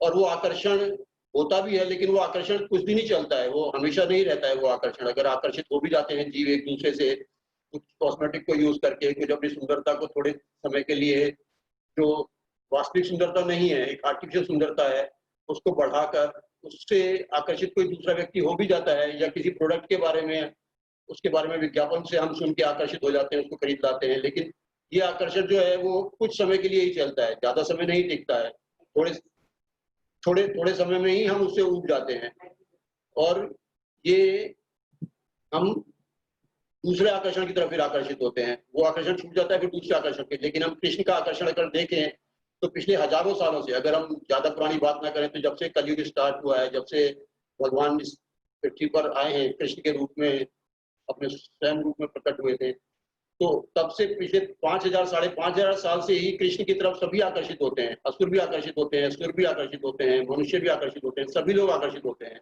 चाहे वो आकर्षित होने का कारण कोई भी रहे। असुर जो आकर्षित होते हैं भगवान से, वो वैर भाव में आकर्षित होते हैं, लेकिन आकर्षित वो भी होते हैं। तो इसलिए हम देखते हैं कि जो चुंबक का जो उदाहरण है वो सटीक है, क्योंकि चुंबक जो है वो स्वतः ही आकर्षित करती है। उसको कोई एडवर्टीजमेंट नहीं करना पड़ता कि लोहे के साथ टुकड़ों को जाके बोले कि आप मेरी तरफ आकर्षित होइए। चुंबक की ओर आकर्षित होने के लिए जैसे ही चुंबक उनके सम्मुख जाती है, जैसे श्लोक में कहा गया है कि स्वयं आकर्ष सन्निधो, जैसे ही चुंबक, आकर्ष मतलब चुंबक, उसके जैसे ही कोई नजदीक जाता है तुरंत ही उसकी ओर आकर्षित हो जाते हैं लोहे के टुकड़े। ऐसे ही भगवान है, जैसे ही हम भगवान के सम्मुख जाते हैं, भगवान के दर्शन करते हैं, भगवान की कथा करते हैं, भगवान की कथा सुनते हैं, या भगवान के नाम का जप करते हैं, हरे कृष्ण कृष्ण कृष्ण हरे हरे, हरे राम राम राम हरे हरे। तो कैसे भी हो, कैसे वैसे भी करके हम उनके निकट जाते हैं तो उनकी ओर हम आकर्षित होते ही हैं। इसीलिए जो प्रहलाद महाराज हैं वो भगवान को चुंबक के उदाहरण से उनका उदाहरण दे रहे हैं कि चुंबक के समान है भगवान। और मेरा जो ये आकर्षण है ये आर्टिफिशियल नहीं है, वो स्वाभाविक है। वो चक्रपाणी यदृच्छया, जैसे ही उनकी इच्छा मात्र होती है भगवान की, तो हम उनके पास जाते हैं और उनके शरण में जाके प्रयास करते हैं, उनको जानने का प्रयास करते हैं, उनकी कथा के माध्यम से, उनकी जप के माध्यम से, उनके दर्शन के माध्यम से। ऐसे ही हम भगवान को समझ सकते हैं कि वो चुंबक है। तो पहला जो प्रहलाद महाराज बता रहे हैं ये उदाहरण बहुत ही सटीक है कि इसमें और सब आकर्षण में हमारी स्वतंत्रता होती है कि हम कुछ समय के लिए किसी से आकर्षित होते हैं, फिर थोड़े समय के बाद वो आकर्षण चला जाता है। लेकिन यहाँ पे प्रहलाद महाराज कह रहे हैं कि इस प्रकार मुझे कोई स्वतंत्रता नहीं है। अगर हम भगवान को जानने का प्रयास करते हैं तो हमारी स्वतंत्रता समाप्त हो जाती है और भगवान स्वयं ही हमको आकर्षित कर लेते हैं अपनी ओर। हम भगवान को जान सकते हैं कि भगवान कौन है। और जब हम भगवान को जान लेते हैं तो प्रहलाद महाराज जो दूसरा परिचय दे रहे हैं भगवान का, वो दे रहे हैं कि भगवान को हम जब जान लेते हैं कि भगवान आकर्षित करते हैं, चुंबक के समान है, तो वो हमारे मित्र भी हैं। जब हम उनकी ओर आकर्षित हो जाते हैं तो आकर्षित हम किसी की भी ओर हों तो वो हमारे मित्र की तरह ही होता है। 7वें स्कंद के 5वें अध्याय के 12वें श्लोक में प्रहलाद महाराज कह रहे हैं, दूसरा परिचय दे रहे हैं प्रहलाद महाराज, वो कह रहे हैं कि कृष्ण जो है वो सबों के मित्र हैं और जो आसुरी व्यक्ति हैं वो उनको अपना शत्रु मानते हैं। जैसे उनके जो पिता हैं, जो उनके गुरुजन हैं, जो उनको कह रहे हैं कि तुम्हारी जो बुद्धि है, ये तुम्हारी बाल बुद्धि है, ये शत्रुओं के द्वारा विनष्ट कर दी गई है। तुम्हारे शत्रुओं ने, हमारे जो शत्रु हैं, जो विष्णु है वो हमारा शत्रु है। और शत्रु किस लिए मानते हैं हिरण्यकशिपु? क्योंकि हिरण्याक्ष जो उसका भाई था, उसका वध भगवान विष्णु ने वराह अवतार में किया था। तो इस तरह से वो जो शत्रु है भगवान विष्णु को अपना शत्रु मानता है। प्रहलाद महाराज कहते हैं कि यदि कोई ये सोचता है कि भगवान शत्रु हैं तो यह पशु बुद्धि है। प्रहलाद महाराज इस भगवान के साथ अगर मित्रता नहीं है, भगवान को अगर हम अनुकूल भाव से नहीं जान रहे हैं, प्रतिकूल भाव से जान रहे हैं, तो ये पशु बुद्धि है। जैसे पशु होता है वो एक दूसरे को हमेशा शत्रुता से ही देखते हैं सभी पशु। कोई पशु एक कर कोई कुछ खा रहा है या किसी स्थान पर है तो जैसे ही कोई दूसरा पशु आता है वो तुरंत उसके ऊपर आक्रमण करता है, वो उसको उस स्थान पर नहीं आने देता है। वो रखता है कि ये मेरा शत्रु है, ये मेरे जो स्थान है ये ग्रहण कर लेगा, जो मेरा खाने का सामग्री है उसको ये छीन लेगा। तो इस तरह से जो शत्रु होता है वो पशु बुद्धि के समान है, जो भगवान को अपना शत्रु मानता है। भगवान कैसे हैं? सुहृदम सर्वभूतानाम, भगवान जो है वो हम सबके सुहृद हैं, सारे जीवों के सुहृद हैं।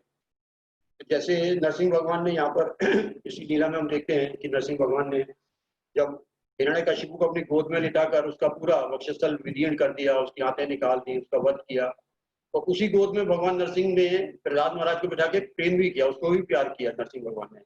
और श्रील प्रभुपाद लिखते हैं कि दोनों की ही गति एक सी हुई, दोनों ही मुक्ति के पात्र हुए। प्रहलाद महाराज को भी भगवान ने मुक्त किया, वो तो मुक्त थे ही, और उनके जो पिता थे उनको भी भगवान ने वध किया, तो उनकी गति भी वही हुई जो प्रहलाद महाराज को भी भगवान ने गति।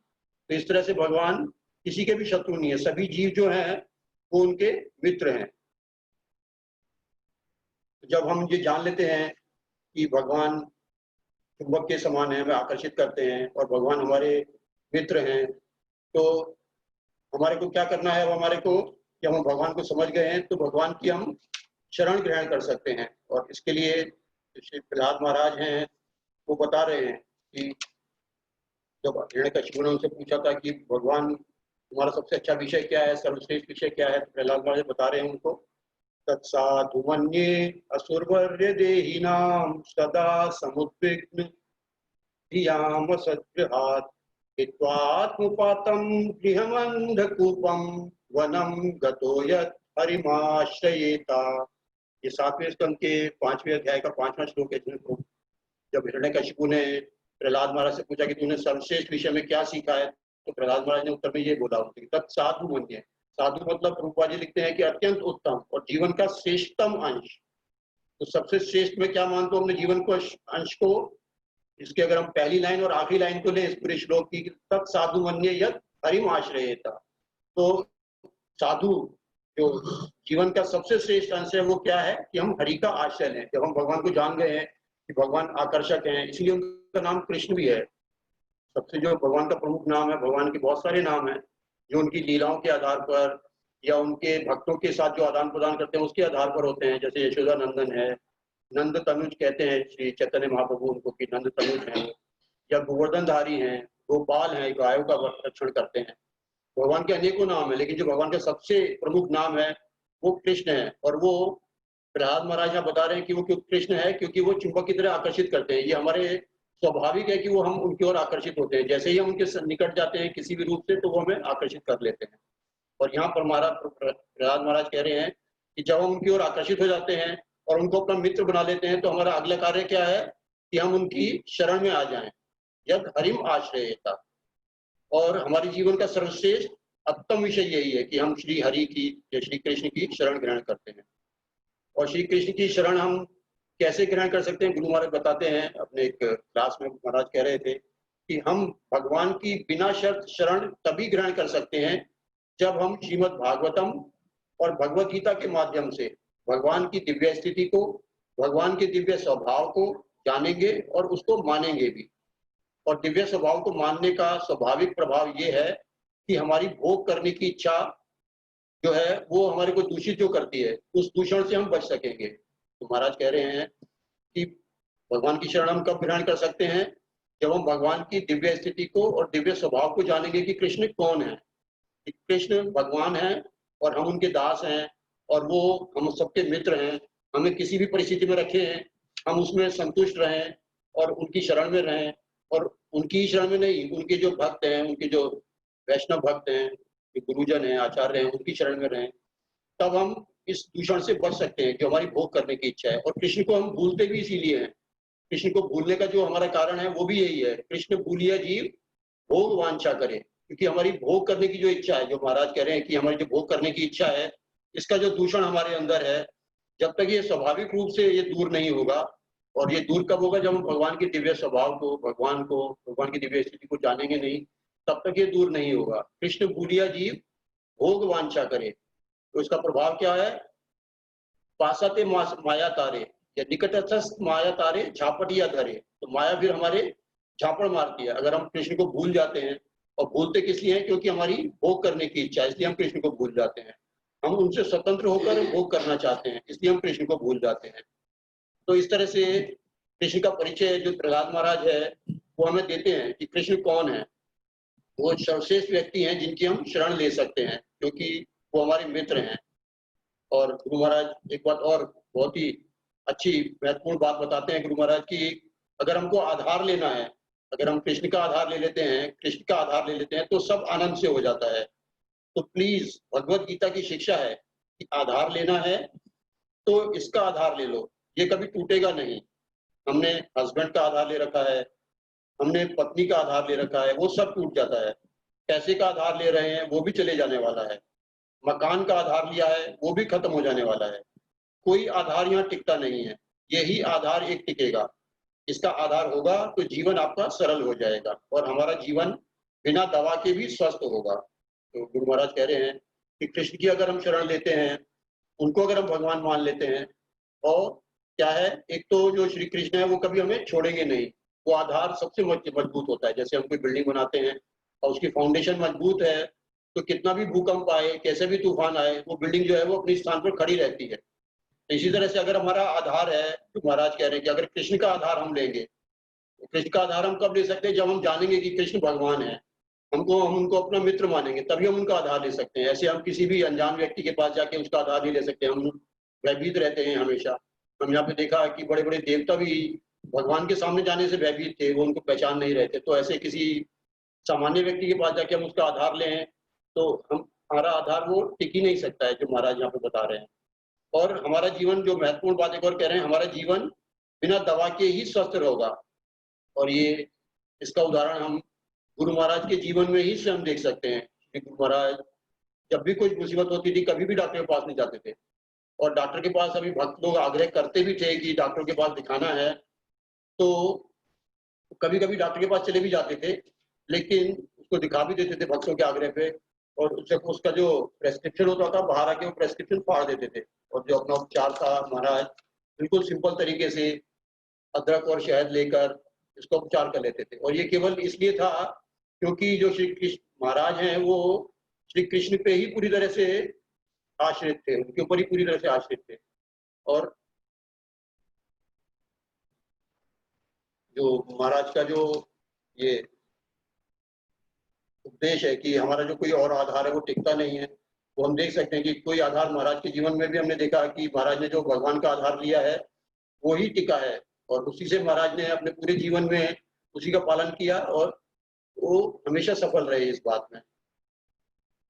कृष्ण का परिचय प्रहलाद महाराज जो दे रहे हैं कि पहला ये है कि वो हमें आकर्षित करते हैं, हमारे मित्र हैं, और हम एकमात्र उन्हीं की शरण भी ग्रहण कर सकते हैं और उनके भक्तों की शरण ग्रहण कर सकते हैं, उनके जो वैष्णव भक्त उनकी शरण ग्रहण कर सकते हैं। और प्रहलाद महाराज अपनी प्रार्थनाओं में नरसिंह भगवान से ये भी प्रार्थना कर रहे हैं कि कैसे हमें उनकी शरण ग्रहण, उनके भक्तों की शरण में ही रहना चाहते हैं वो।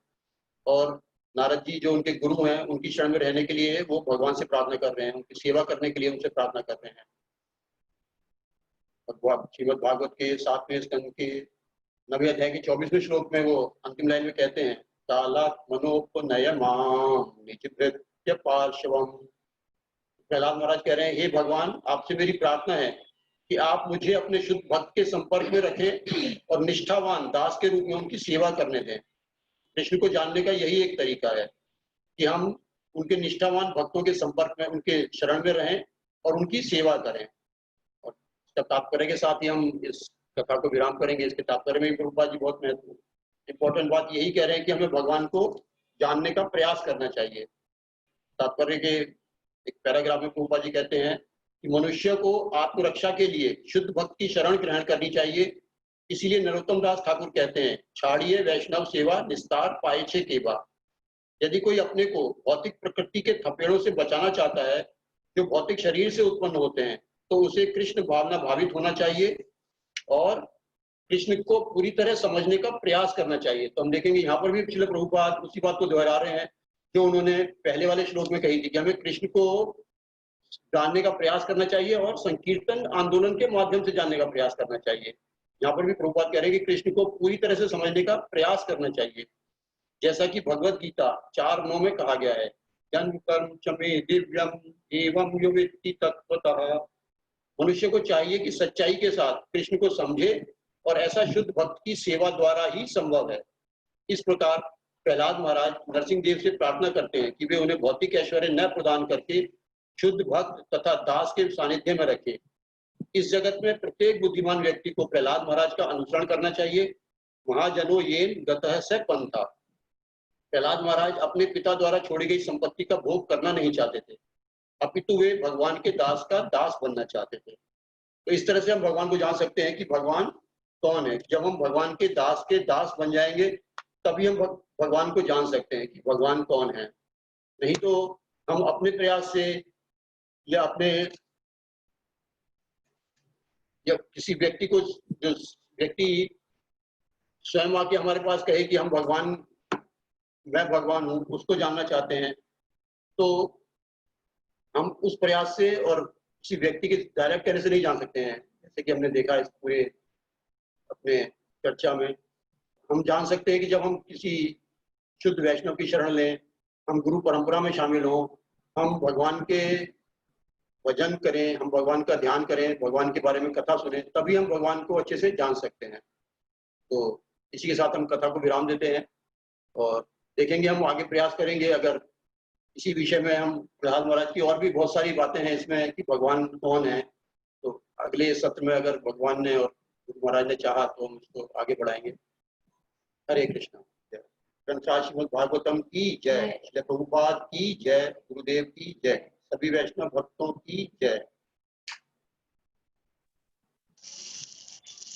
हरे कृष्णा प्रभु जी। हरे कृष्ण प्रभु जी। प्रभु जी कोई वासुदेव प्रभु प्रश्न पूछना चाहते हैं, मैं उनको अनम्यूट कर देता हूं। वासुदेव प्रभु के प्रश्न का उत्तर मैं कैसे दे सकता हूं प्रभु जी?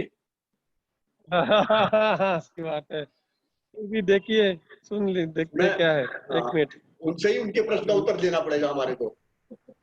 हरे कृष्णा। हरे कृष्ण प्रभु जी। बोलिए प्रभु जी। दंडवत प्रणाम प्रभु जी।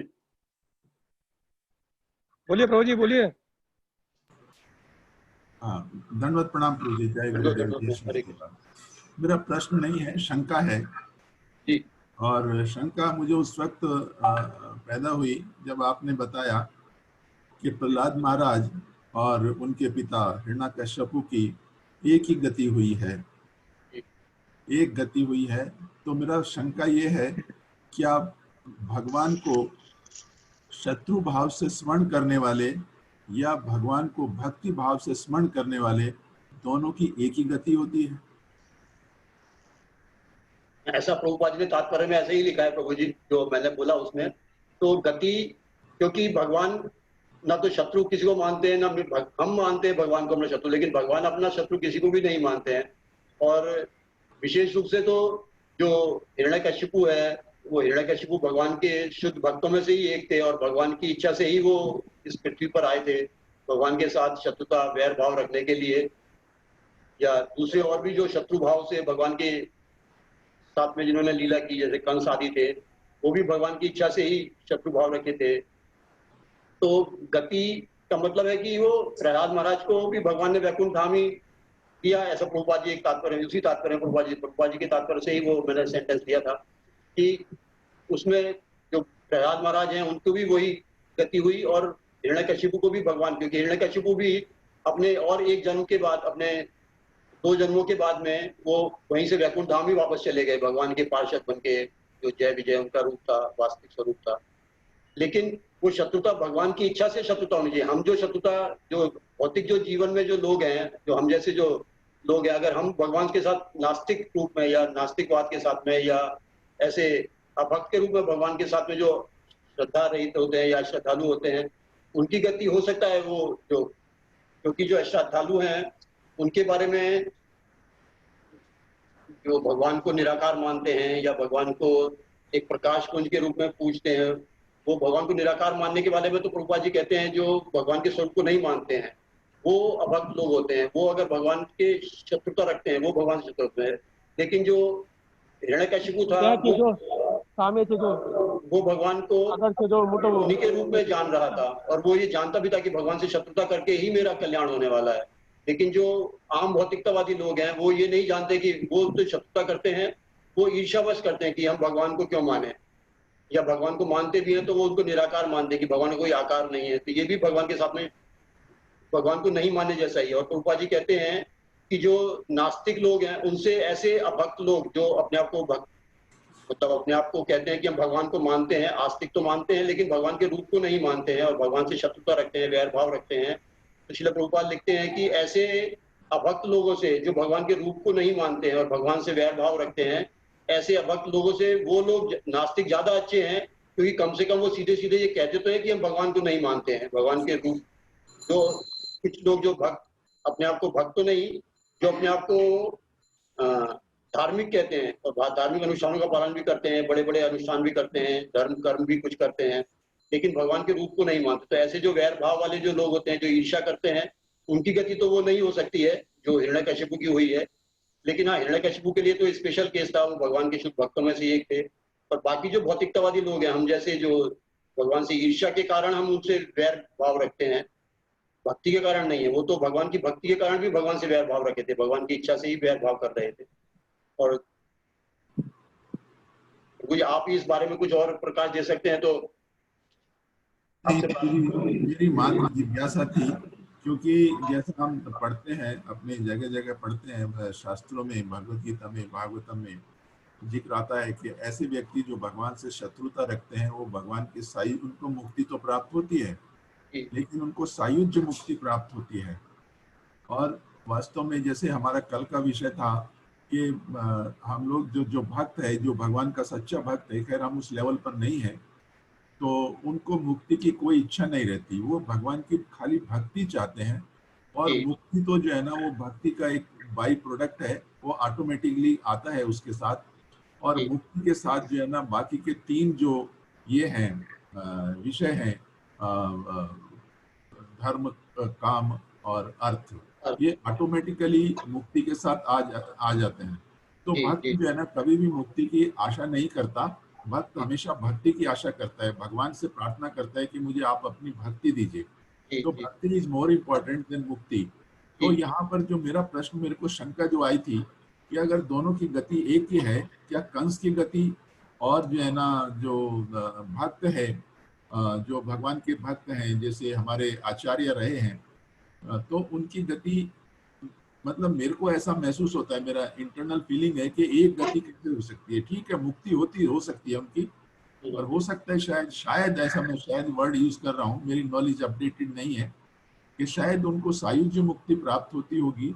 और जो जो लोग भगवान के भक्त हैं और जो भगवान की अनुकूल भाव से सेवा करते हैं, अनुकूल भाव से भक्ति करते हैं, अनुकूल भाव से स्मरण करते हैं, तो उनकी गति थोड़ी डिफरेंट होती होगी। इसलिए मैंने ऐसा होगी शब्द इस्तेमाल किया है।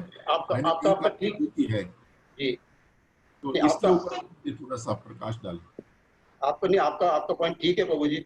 तो जैसे हमने इसमें लास्ट वाले श्लोक में भी देखा हमने कि जो प्रहलाद महाराज हैं वो भगवान के भक्त हैं, वो मुक्ति भी नहीं, वो जैसे आपने कहा कि मुक्ति जो है वो तो भक्ति के जो बाई प्रोडक्ट है, तो इसलिए प्रहलाद महाराज जो है, जो अंत में हमने श्लोक देखा कि वो भगवान से ये प्रार्थना कर रहे हैं, नरसिंह भगवान से, कि वो अपने गुरु जो प्रहलाद नारद जी हैं उनकी सेवा में वो हमेशा रहे, उन्हीं की सेवा करते रहे वो। ये प्रहलाद महाराज ये प्रार्थना कर रहे हैं भगवान से। तो ये, जबकि हिरण्यकशिपु ने ऐसी प्रार्थना नहीं करी भगवान के सामने, उसको भगवान ने मौका भी नहीं दिया, या लेकिन प्रहलाद महाराज ये प्रार्थना कर रहे हैं कि आप अपने शुद्ध भक्त के संपर्क में रखें और विनम्र दास के रूप में, निष्ठावान दास के रूप में उनकी सेवा करने दें। तो ये प्रहलाद महाराज, जैसे आपने कहा कि वो जो मुक्ति है वो मुक्ति नहीं चाहते हैं प्रहलाद महाराज, वो तो भगवान अपने, जैसे जो ध्रुव महाराज थे उन्होंने मांगा नहीं भगवान से कि उनको कुछ भौतिक ऐश्वर्य चाहिए, उन्होंने भगवान से प्रार्थना नहीं की, वो उल्टा उन्होंने कहा कि मुझे नहीं चाहिए, जो मैं मांगने वाला था वो बहुत ही कांच के टुकड़े जैसे, लेकिन फिर भी भगवान ने उनको दिया वो। तो भक्त जो है वो भगवान से मुक्ति मांगता नहीं है, लेकिन वो भगवान उसको सेवा का ही अवसर देते हैं, मुक्ति तो नहीं देते हैं, अपनी सेवा का ही अवसर देते हैं उसको। हाँ, भगवान उसको मुक्ति भी दे सकते हैं, भगवान सब कुछ दे सकते हैं, भगवान सब कुछ दे सकते हैं, भगवान भक्त को मुक्ति देंगे ही नहीं, हाँ नहीं। जी, हाँ, तो भगवान सब कुछ करने में सक्षम है। वो जब भक्त भगवान से कहता है मुझे मुक्ति नहीं, आपकी सेवा चाहिए, तो वो मुक्ति करके भी सेवा ले सकते हैं उसकी, जी, मुक्ति देकर भी सेवा ले सकते हैं। वो भगवान का ये है, एक अधिकार है भगवान का, कि वो भक्त को किस रूप में जो है ना उसकी सेवा लेना चाहते हैं। उसको शरीर देकर सेवा लेना चाहते हैं, उसको मुक्ति देकर शरीर लेना चाहते हैं। और जहाँ तक मैं समझता हूँ, या मैंने जो पढ़ा है, समझा है, मैं इस बात को रिपीट करता हूँ कि मेरी समझ जो है ना संपूर्ण या हमसे तो फिर भी ज्यादा है प्रभु जी आपकी समझ। उम्र ज्यादा हो सकती है प्रभु जी, समझ नहीं ज्यादा हो सकती। उम्र ज्यादा हो सकती है लेकिन भक्ति ज्यादा नहीं हो सकती। तो कहने का मतलब यही है, मुझे थोड़ा सा इसी बात में शंका हो रही थी कि भक्त की और जो भगवान का, ये तो एक भगवान की कह सकते हैं आप, हिरण्यकश्यपु और रावण, और जो है ना ये दूसरा जो क्या नाम था उसका, कंस नहीं, शिशुपाल, तो भगवान के द्वारपाल थे, और भगवान ने उनको जो है ना ये वाला शरीर दिया था कि 3 जन्मों में आप जो है ना मेरे से शत्रु भाव करके जो है ना वापस आ सकते हो। वो एक अलग लीला है। पर और बहुत से ऐसे हुए हैं जो अभी और बहुत से ऐसे लोग हुए हैं जो भगवान से शत्रु भाव रखते हैं, लेकिन बराबर स्मरण करते हैं। हाँ, प्रतिकूल भाव से स्मरण करते हैं, अनुकूल भाव से नहीं करते। तो हमको तो यही शिक्षा लेनी चाहिए, तो दोनों की अगर मुक्ति होती है तो हमको क्या प्रतिकूल भाव से भगवान का स्मरण करना चाहिए? नहीं, प्रतिकूल भाव से तो उसमें कठिनाई ज्यादा है ना, प्रतिकूल भाव से करने में कठिनाई ज्यादा है, कितना कष्ट है उसमें। प्रतिकूल भाव से हमेशा हमें भगवान से मतलब हमेशा वैर भाव रखते हुए हमारे को उनके भक्तों से भी वैर भाव रखना पड़ेगा, और भी हमारे को मतलब बहुत कष्ट है उसमें। जो प्रतिकूल भाव से अगर हम रखते हैं उसमें हमें प्रेम भाव नहीं है, हमेशा हम डरे रहेंगे, हम भयभीत रहेंगे उसमें, हमेशा हम चिंता में रहेंगे। जो प्रहलाद महाराज ने बोला कि सदा समुद्विग्न धियाम असद्ग्रहात्, और हम हमेशा अपने शरीर के उसमें रहेंगे कि हमारा जो शरीर है वो उसका हम रक्षा कर सके, अगर वैर भाव से रखते हैं, क्योंकि वैर भाव रखेंगे हमारी उद्विग्न रहेंगे हम हमेशा। तो इस तरह से उसमें हम प्रेम और शांति से नहीं रह सकते हैं जब हम भगवान से शत्रुता भाव रखते हैं। लेकिन जब हम भक्ति करते हैं तो हम सरल भाव से, जैसे महाराज ने कहा कि हमारा जीवन सरल हो जाएगा अगर हम भगवान को आधार बनाते हैं, उससे प्रतिकूल भाव से रहते हैं तो हमारा जीवन सरल हो जाता है। और अगर हम प्रतिकूल भाव में हैं तो हमारा जीवन सरल नहीं रहेगा, हम बहुत ही हमेशा उद्विग्न रहेंगे, हमेशा परेशान रहेंगे, हमेशा इस भयभीत रहेंगे। तो इसलिए ये हमारा जीवन जो है शांति का नहीं होगा उसमें प्रतिकूल भाव से रहने पे। ये तो जो है ना, मैं आपकी बात को बहुत महत्व देता हूँ, बड़प्पन देता हूँ और सपोर्ट करता हूँ। जो आपने कहा, ईर्ष्या जो हम किसी से रखते हैं तो हमारा जीवन सरल नहीं होता, शांतिपूर्ण नहीं होता। तो ये तो भक्ति की क्या, ये तो भौतिक जीवन में भी है। जी अगर हम किसी से ईर्ष्या करते हैं तो हम हमेशा जो है ना उसके बारे में ही सोचते रहते हैं कि उसको किस प्रकार से उसको नुकसान पहुंचाया जाए, किस प्रकार से उसकी बेइज्जती करी जाए, किस प्रकार से उसको नीचा दिखाया जाए। तो हमारी सारी शक्ति उसी में लगी रहती है। जी जी अगर हम किसी के बारे में ऐसा गलत सोचते रहते हैं तो हमारी सोच जो है ना, वो हमेशा जो है ना, नेगेटिव सोच उसके बारे में हमेशा बनी रहती है। और जी नेगेटिव सोच को कैसे शक्ल दी जाए वो हम हमेशा सोचते रहते हैं। तो ये जो है ना, ईर्ष्या तो जो है ना होनी ही नहीं चाहिए। ईर्ष्या किसी भी, यानी भगवान से तो ईर्ष्या करने का भक्त का सवाल ही नहीं पैदा होता, लेकिन भक्त को भौतिक जीवन में भी किसी से ईर्ष्या नहीं करनी चाहिए, किसी से जी भी। हाँ जी। जी। तो बस इसमें जो है ना, बस मेरे को थोड़ी वही जिज्ञासा हो रही थी जो मैंने पहला प्रश्न किया था, वो आपने बहुत अच्छे से उत्तर दे दिया प्रभु जी। ठीक है, थैंक यू वेरी मच।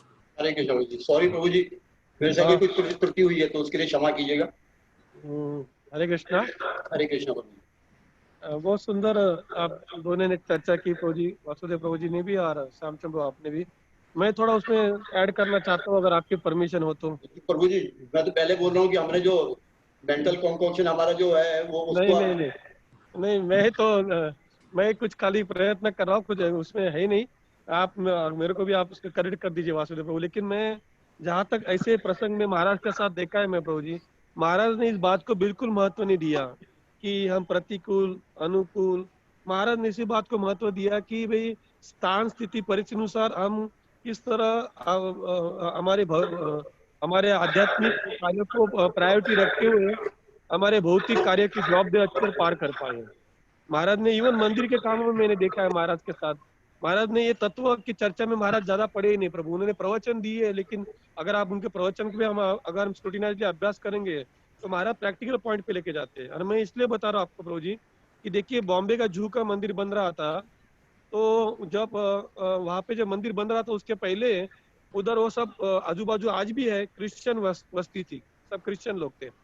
और जब हमारे हाथ में जमीन आई नहीं थी लेकिन हमारा कब्जा था, और सब फॉरेनर ड्यूटी विदेशी भक्त तब वहां पे उधर थे। तो जो आजू बाजू जो क्रिश्चियन बस्ती थी वो हमारे विदेशी भक्तों को देख के बहुत ईर्ष्या करते थे, जलते थे, और रोज झगड़ा करते थे आके वहां पे आके, डेली झगड़ा करते थे। और हमारी जमीन थी, हमारा कुआं था, लेकिन हमारे भक्तों को पहला पानी लेने का अधिकार नहीं था। उधर के लोग आते थे, पानी लेते थे, उनका सबका पानी होने के बाद ये सब विदेशी बेचारे भक्त गिरिराज महाराज है कि दूसरे, वो लोग पानी लेते थे। बाद में पानी मिलता था लेने के लिए। और ये रात को कभी भी 11 बज जाते थे, कभी कभी 12 बज जाते थे, कभी लेट लेट भी हो जाता था कभी कभी। तो वहां पे अपना जो जूना कंस्ट्रक्शन चल रहा था, तो उधर डॉक्टर, उधर शेट्टी करके कॉन्ट्रैक्टर था एक, और वो देख के एक नंबर नास्तिक था। उसको भक्ति में कुछ रस नहीं था, माला नहीं कर रहा था, लेकिन उसको प्रभुपाद के ऊपर पूर्ण श्रद्धा थी, प्रभुपाद को पूर्ण मानते थे वो। प्रभुपाद को गुरु नहीं, लेकिन प्रभुपाद एक पवित्र व्यक्ति है और ये बहुत पावरफुल व्यक्ति करके बहुत मानते थे, और उनके साथ कॉन्ट्रैक्टर का काम चल रहा था। तो उनको ये जो बात भक्तों पे अन्याय हो रहा है, ये बात उनको बिल्कुल जमी नहीं, रुचि नहीं। उन्होंने बहुत दिन तक टालने का प्रयत्न किया, लेकिन देखा कि भक्त बहुत ही तकलीफ में है, बहुत अड़चन में है। तो एक दिन वो एक रात को उधर रहने को गए और भक्तों को बोले कि मैं आज प्रयत्न करता हूँ कि आपको रोज की जो तकलीफ हो रही है उसका कुछ निराकरण लाने का। तो उन्होंने क्या किया, फिर जैसे ही वो लोग वहां पे आए और पानी भरने के लिए आजू बाजू के लोग, वो सब गुंडा लोग थे, उनका सब दारू के धंधे थे, उधर वही लोग आते थे, दारू की हाथ भट्टी चलती थी उधर।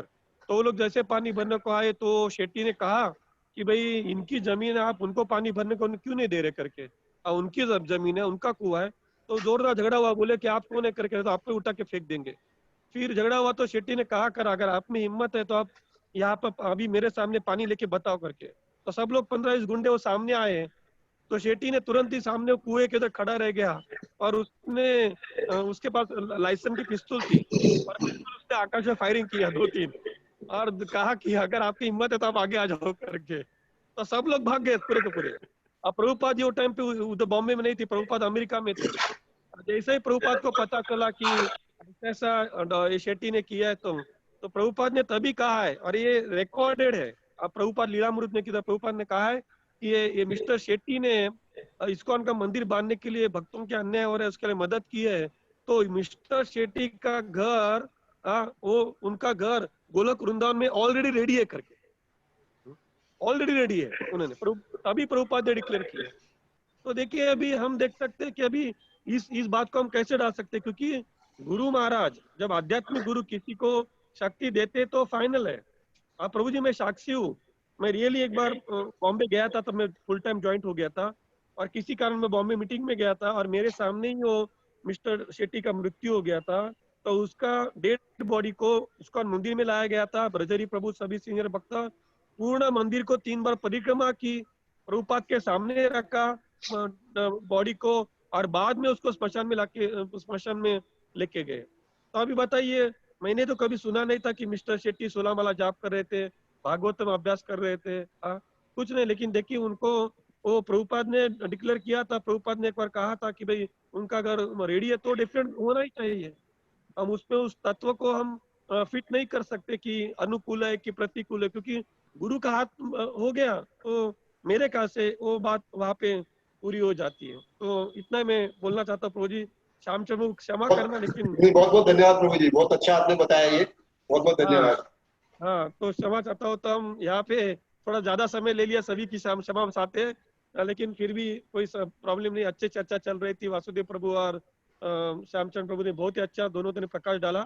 तो कल हम लोग वापिस शाम को 6 बजे मिलेंगे और कल विषय मनोहर कृष्ण प्रभु जी प्रवचन देंगे और उनका प्रवचन का विषय है, एक सेकंड जरा चालू रखना। तो वो प्रभु जी कल प्रवचन देंगे मनोहर कृष्ण प्रभु शाम को 6 बजे और उनका प्रवचन का विषय है ब्रह्मांड के परे आकाश, वैकुंठ लोक, the sky beyond the universe, Vaikuntha लोक, ब्रह्मांड के परे आकाश वैकुंठ लोक। तो कल शाम को 6 बजे वापिस हम मिलेंगे और फिर वापिस एक बार मैं श्यामचंद्र प्रभु जी और सभी को मैं धन्यवाद देता हूँ और वापिस हम श्यामचंद्र प्रभु को विनती करते प्रभु जी, आपको मैं अभी से बता कर रखता हूँ कि ये संडे को भी आपको क्लास देना है विशेष क्लास में, तो आप अभी से तैयारी में लग जाइए, नहीं तो मैं आपको बताना शायद फोन करना भूल जाऊंगा। तो आज का बुधवार है, तो गुरुवार शुक्रवार शनिवार 3 दिन आपके हाथ में है, तो प्रयास करना तो शाम को 6 बजे आपका प्रवचन वापिस आ रहा है, तो आप उसकी तैयारी में लग जाइए। तो बहुत बहुत धन्यवाद श्यामचंद्र प्रभु। और विषय आप कुछ भी ले सकते हैं, विषय आप कुछ भी ले सकते हैं, अगर आप विषय देना चाहते हो तो शारदा माता जी को विषय भेज दीजिए। तो बहुत बहुत धन्यवाद प्रभु जी, धन्यवाद। हम लोग यहाँ से पूरा करते हैं। वंशा कल्पतरुभ्यश्च कृपा सिन्धुभ्यैव च पतितानां पावनेभ्यो वैष्णवेभ्यो